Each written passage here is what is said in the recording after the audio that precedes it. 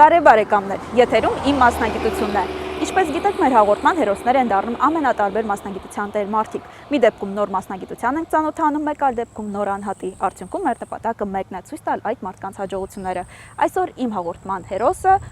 մասնագիտությամբ գյուղատնտես Արամ Բադալյանն է։ Սա առաջի տարին է, սացիները դրվել են մարտի 7-ին, քանի որ Իսրայելի կապված ես որ պիտի գնայի փորձի փոխանակման մարտի 20-ին, դրա համար մարտի 7-ին որոշեցի սացիլները դնել։ Սա արդեն 3 ամիս է ինչ սացիլները դրել ենք, դեռ ես նույնիսկ չէի պատկերացնում, որ հնարավոր է 3 ամսվա ընթացքում նման արդյունքների հասնել, սակայն համոզվեցի, որ սա ջերմատնային պայմանների ապահովման հարցն է։ Սկզբից ջերմոցը հիմնադրել էի 12 թվականին, դեռ ուսանող էի, որոշել էի, ասենք իմ դիպլոմային աշխատանքները ջերմատնային պայմանների հետ կապված պամիդորի մշակությանն էր վերաբերում։ Հետո աճեցրա ընդհանուր բերքատվության ցուցանիշները նայեցի, հետո վաճառքի հետ կապված լուրջ խնդիրներ ունեցա, ասենք մրցակցության հարց։ Այստեղ կար գնային լուրջ խնդիրներ, չէինք կարող նորմալ գներով վաճառեինք։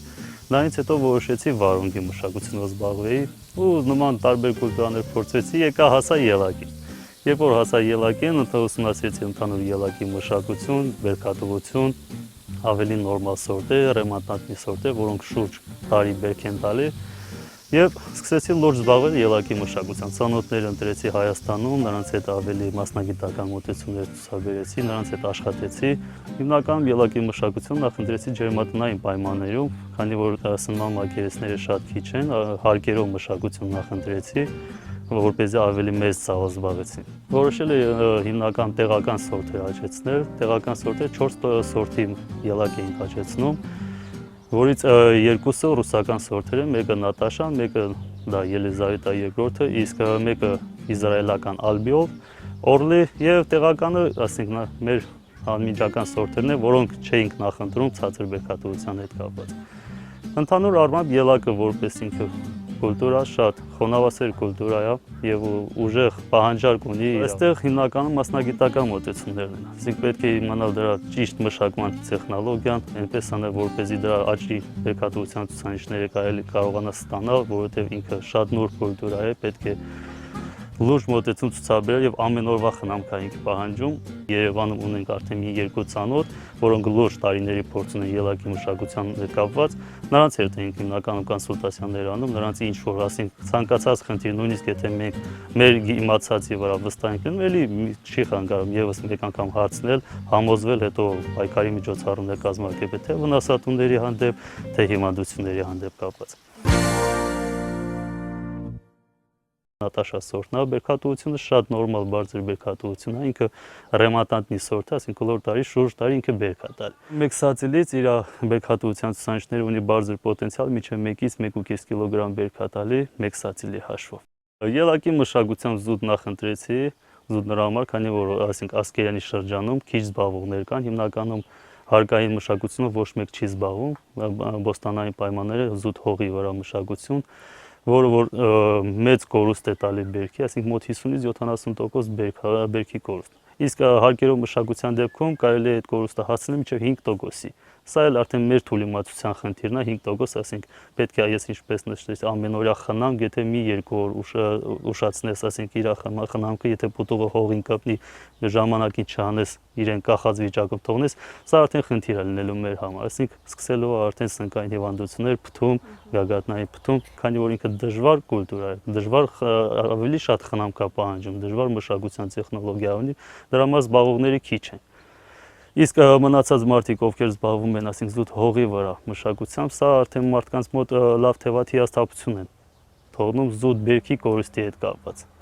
Հիմնականում, ինչպես ասացինք, 4 սորտի ելակ է մեր մոտ մշակվում, բայց մենք ավելի շատ նախընտրեցի Ալբիոլ սորտը, քանի որ Ալբիոլ սորտը ինքը եւ պտուղը ավելի խոշոր է եւ ավելի գրավիչ, բերքատվությունը մինչեւ 1 սացիլից ավելի շատ 2.5-3 կիլոգրամ եւ ավելի հիվանդությունների հանդեպ եւ վնասատուների հանդեպ ավելի դիմացկուն։ Եվ այդ սորտը Ղարաբաղում դեռ չկա, առաջի մասնավորությունում, երբ այդ սորտը բերել եմ Ղարաբաղ։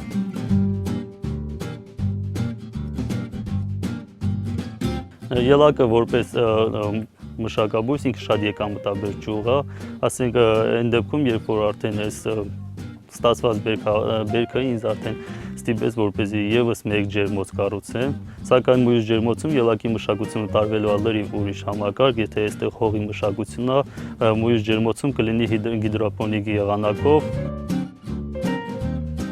Սա հիմնականում ներկայիս ամբողջ աշխարհում կիրառվող ելակի մշակությամբ հիմնականում կիրառվում է նման տեխնոլոգիայով,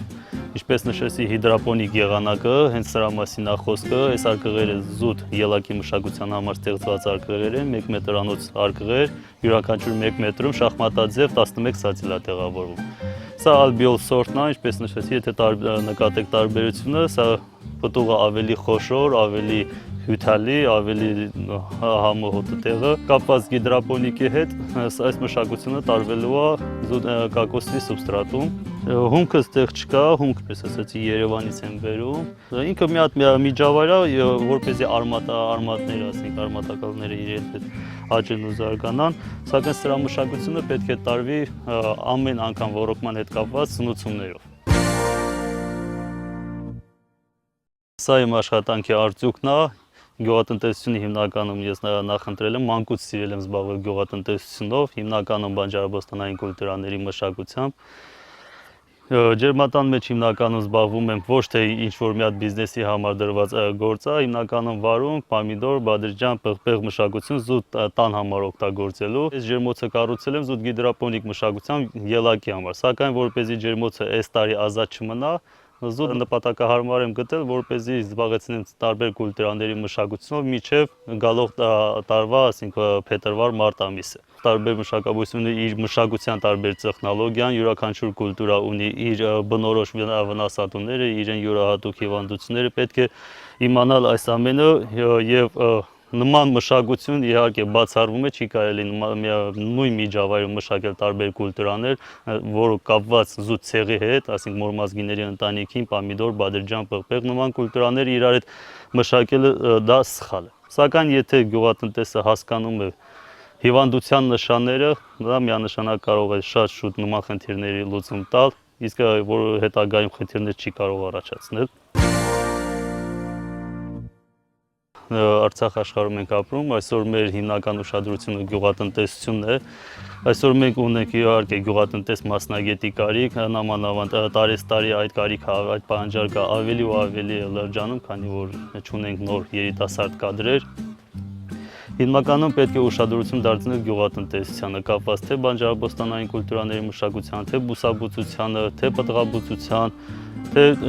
բոլոր ճյուղերին, սկսած նույնիսկ նաև ծաղկաբուծությունից։ Իհարկե գյուղատնտեսը պետք է կարողանա իր երկրի համար, իր շրջակա միջավայրի համար ստեղծել նորագույն տեխնոլոգիաներ, ասենք նոր կուլտուրաների ներմուծում, նոր մշակություն, որպեսզի կարողանա իր շրջապատին համոզել, ամենից կարևորը, որ զբաղվեն նման կուլտուրաների մշակությամբ, իսկ իր գործում ամենից կարևորը օգնել նման օգտագործողներին, թե մասնագիտական ուղղություններով, թե ցանկացած բնագավառում։ Դպրոցն ավարտելուց հետո 2005 թվականին ընդունվել եմ Ագրարային համալսարանը, 11 թվականին ավարտել բակալավր, առաջարկություն ստացել, ինչպես նաև ավելի շատ ցանկություն է մոտ առաջացել շարունակել իմ մասնագիտությունը մագիստրատուրա բաժնում։ Շարունակեցի իմ մասնագիտությունը մագիստրատուրա բաժնում եւ 14 թվականին ավարտեցի մագիստրատուրաս։ Ցանկություն առաջացավ շարունակել նաև ասպիրանտուրայում, սակայն աշխատանքի հետ կապված խնդիրներ առաջացավ ժամանակին մեջ տեղավորվելու, այդքանով բավարարեցի իմ մասնագիտությունը, չէի ցանկանում շարունակել ուսուցման ընթացքում, աշխատանքի Ասկերանի շրջվարչակազմի, աշխատակազմում որպես գյուղատնտես մասնագետ, այդ ժամանակ սպասարկում էի Ասկերան շրջանի եւ Խանաբադ համայնքի գյուղատնտեսների, հիմա աշխատում եմ Ակնա թաղամասի գյուղատնտեսն եմ, որը ավելի ծավալուն մոտ 7000 հեկտար վարելահող եմ սպասարկում եւ իհարկե Ակնա թաղամասը իմ համար ավելի մեծ պրակտիկա առաջացրեց, ասենք դա միակ տեղամասն է, որտեղ զբաղվում են տարբեր մշակաբույսերի մշակությամբ եւ ավելի մեծ ցանկատարածություն, ավելի շատ հող օգտագործողներ, որոնց հետ առնչվելով բարբերաբար ավելի շատ պրակտիկա է ձեռք բերում, քան թե մինչեւ այսօր, եթե ես ունեի։ Ես ինչքան սովորել եմ, այսօր եմ համոզվել, որ պրակտիկ մասնագետը ավելի մեծ կարևոր նշանակություն ունի, քան թե թերորապես այն ինչ մենք սովորում էինք համալսարանում։ Ես իմ աշխատանքի մեջ հասկացա, որ համալսարանը թող ինձ իմ աշխատանքի մեջ ապահովի 20% մասնագիտություն, բայց սակայն գյուղատնտեսը զուտերորապես ապահովել ինչ-որ հողօգտագործողի խորհուրդ տալու իրավունք չունի։ Սակայն ինչ տեսնում ենք այսօր Շուշիում ագրարային համալսարան, սա մեր համար ավելի նպատակահարմար կլիներ, այսօր իմ պրակտիկայից ելնելով թող ես ասեմ, եթե մեր ուսանողները, քանի որ մենք չունենք հողատարածք, մեր ագրարային համալսարանը չունի հողատարածք, ուսանողին ինչ-որ պրակտիկա ուսուցանելու, Ասկերանի շրջանում լիներ, ասենք, ակնաթաղամասը ավելի մեծ հնարավորություն է, որպեսզի մեր ուսանողները ծանոթանան յուրաքանչյուր կուլտուրայի փուլ առ փուլ մշակությանը, սկսած դա հողի մշակությունից, ցանքի նորմայից, ցանքի անմիջապես ժամկետներից, որպեսզի ուսանողը հասկանա ու իմանա կուլտուրան։ Այսօր մենք խոսում ենք տարբեր կուլտուրաների մասին, բայց համոզված եմ, որ մեր ուսանողները նույնիսկ չգիտեն, չեն կարող տարբերել այդ կուլտուրաները։ Գյուղատնտեսը ինքը համարվում է որպես լուրջ մասնագետ, այսինքն գյուղատնտեսի ուսերին ծանրաբեռնվածությունը սա շատ լուրջ խնդիր է, որպեսզի սա բժշկություն է, կարելի է նաև այսպես ասել, եթե որևէ հողօգտագործողի ինչ որ մի հատ մասնագիտական խորհուրդ է տալիս, սկսած ամեն իսկ կարևորը, ինչ որ վնասատուի, հիվանդությունների հանդեպ պայքարի, այստեղ միանշանակ պետք է օգտագործել օրինակ թունանյութեր։ Պետք է գյուղատնտեսը հասկանա նման թունանյութեր, ինչ թունանյութեր օգտագործի, ինչ դոզաներով, որպեսզի հողօգտագործողին այսօր խնդիրների առաջ չդնի։ Գյուղատնտեսի ծառայությունից օգտվելու կարիքը միշտ կա, ասենք յուրաքանչյուր հողօգտագործող, նույնիսկ եթե ինքը ունենա երկար տարիների փորձ, ինքը գյուղատնտեսի մասնագիտական խորհուրդների կարիք միշտ ունի, որովհետև մեր հողօգտագործողները հիմնականում նույնիսկ երկիրը տարեստարի զարգանում, ասենք նորագույն տեխնոլոգիաներ չեն ներգրում Արցախ ծանոթացնում կամ նոր մասնագետներին արտերկրյա նոր փորձի փոխանակում փոխելու, բայց մեր հողօգտագործողները հիմնականում ավանդական մշակությունների վրա են հիմնված, որը որ մեզ երկրին, իրենց եւ մեր երկրին նորմալ բերք չի ապահովում, նորմալ ցուցանիշներ չենք ստանում, սա մեր հողօգտագործողի ինքնուրույն որոշման խնդիրն է։ Մի օր աշխատանքի ժամ, այսինքն գյուղնախարարությունից հրավեր ստացա վերապատրաստման ուղարկել Իսրայելում եւ իհարկե սա իմ համար մեծ հաջողություն էր լինել Իսրայելում, այսինքն գործուղման հիմնական էությունը կայանում էր նորագույն տեխնոլոգիաների ծանոթություն եւ ներգրավումը, այսինքն Արցախ, Հայաստան, այդ տեխնոլոգիաների օգտագործումը մեր երկրում։ Շատ լուրջ տարբերում էր պտղաբուծությունը, ավելի շատ լուրջ մակարդակի վրա էր, ասենք իրենց մոտ պտղաբուծության։ Ունեն մեծ հնարավորություն քիչ ծախս դնելու, մեծ եկամուտ ստանալու, այսինքն հիմնական գոտիներում, որտեղ պտղաբուծությամբ են զբաղվում, ջերմատնային կուլտուրաների մշակությամբ, ձմեռը ամենից ցածր ջերմաստիճանը իրենց մոտ լինում է +2 աստիճան, որը մարդկանց հնարավորություն է տալիս, ասենք քիչ ծախս ներդրել, այսինքն ձմռվա ամենից թանկ բերք արտադրելու ժամանակահատվածում նրանք ծախս չեն անում։ Դրա հետ կապված ծովի ջերմաստիճան, այսինքն ծովի ջրի ջերմաստիճանը այնքան տաք է լինում, մինչև +40 աստիճան, որը որ հիմնականում նրանք օգտագործում են ջերմատան ջեռուցման համար։ Սա եւս իրենց մոտ լրացուցիչ եկամուտ է, այսինքն նրանք ծախս չեն անում ջերմոցը ջեռուցելու։ Իհարկե այն ինչ որ մենք այնտեղ ուսուցանել ենք, դա մեր համար մեծ հնարավորություններ է այսօր Ղարաբաղում օգտագործելու, սակայն սա ժամանակի հարց է եւ հույսով եմ, որ հաջորդ տարի 17 թվականին մենք արդեն Ղարաբաղում բոլոր կուլտուրաների հետ կապված, բանջարաբոստանային հիմնականում կուլտուրաների հետ կապված օգտագործելու ենք զուտ ոռոգման համակարգի վրա ուշադրություն ենք դարձնելու անձրևացման համակարգի վրա։ Մենք ունենք կաթիլային համակարգ, սակայն անձրևացման համակարգը եւ կաթիլային համակարգը իրարից ունեն խիստ տարբեր հատկություններ։ 16 թվականը համեմատած 2015 թվականի ավելի ցավալուն էր, որովհետեւ ավելի մեծ տարածքների վրա ակնաթաղամասում կատարեցինք զուտ բուսաբուծության հետ կապված հացահատիկային կուլտուրաների մշակություն, 4420 հեկտարի վրա կատարել ենք հացահատիկի մշակություն, որից 1000 հեկտարը ընկարու 3420 հեկտարը ծորենի մշակության վրա, սակայն մոտ 1000-1500 հեկտար վրա ունենք կատարած գառնանացանց, սկսած բանջարաբոստանային կուլտուրաների մշակությունից, եգիպտացորեն, արևածաղիկ, սոյա։ Բերքատվության հետ կապված ներկայությամբ բերքատվությունը մենք արդեն հունիսի 2-ից սկսել ենք արդեն ակնաթաղամասում բերքահավաքի կազմակերպում, բայց կոնկրետ միայն գարու հետ կապված, այսօր հիմնականում գարու բերքահավաքն է կազմակերպվում մեր մոտ, սակայն մի քանի օրից, մաքսիմում 3-5 օրից հետո արդեն եւս կսկսենք ցորենի բերքահավաքը։ Մեր ներկայությունը պարտադիր չէ, ասենք բերքահավաքի ներկայանալ կոնկրետ բերքահավաքին, որովհետեւ ակնաթաղամասն ինքը խոշոր հողատարածքներ են, մի հոգին չի կարող ներկայանալ ամեն մեկի անձամբ, սակայն մեր ներկայության հիմնական իմաստն է տեղում իմանալ սպասվող բերքը, ասենք թե հեկտարի միջին բերքատվությունը ինչքան է կազմում, եւ այսօր փառք Աստծո ունենք նորմալ բերքատվություն, գարու հետ կապված մինչեւ 25-ից որոշ դաշտերում 30-35 ցենտներ հեկտար միջին բերքատվություն, ինչ կարելի է սպասել էլ ավելի ցորենի մշակության դեպքում, ցորենի բերքահավաքի ժամանակ, քանի որ այս տարին բարբերաբար տեղումներ եկավ եւ ռոռոկման խնդիր մենք չունեինք ընդհանրապես։ Եվ ավելի բարձր բերքատվությամբ ցորեն ենք ստանալու, մոտ մինչև 50 ցենտներ հեկտար կան դաշտեր, որտեղ նման բերքատվություն է մեզ սպասվում։ Օրեցօր ես ավելի եմ համոզվում, որ ես ճիշտ մասնագիտություն եմ ընտրել իմ համար, քանի որ, ինչպես ասացի, ես մանկուց էի սիրում այս գյուղատնտեսությունը, սակայն նույնիսկ չէի հասկանում, թե ինչ էի սիրում, հիմա եմ հասկանում, թե ես ինչ էի սիրում։ Սա մեր համար շատ կարևոր է, սա գյուղատնտեսությունը պետք է զարգացնել։ Իմ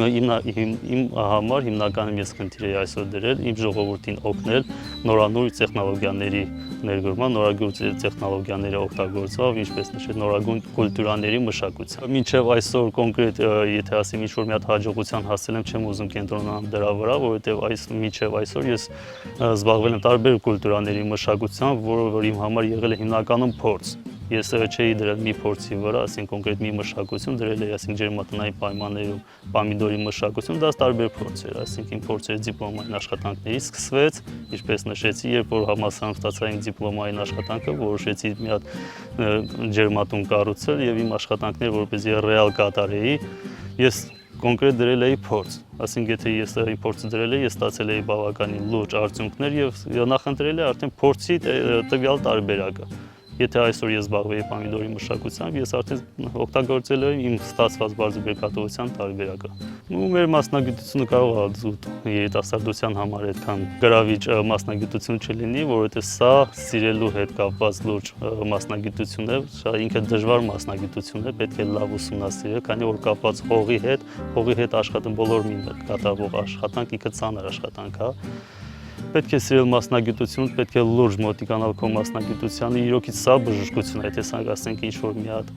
մասնագիտություն է, որին կարելի է թռուցիկ աչքերով նայել, չէ, սա բժշկություն է, սա պետք է ճիշտ ուսումնասիրել, սա պետք է լուրջ մոտեցում ցուցաբերել, որովհետև յուրաքանչյուր հող օգտագործողի ճիշտ խորհուրդ պետք է կարողանաս ցուցաբերել։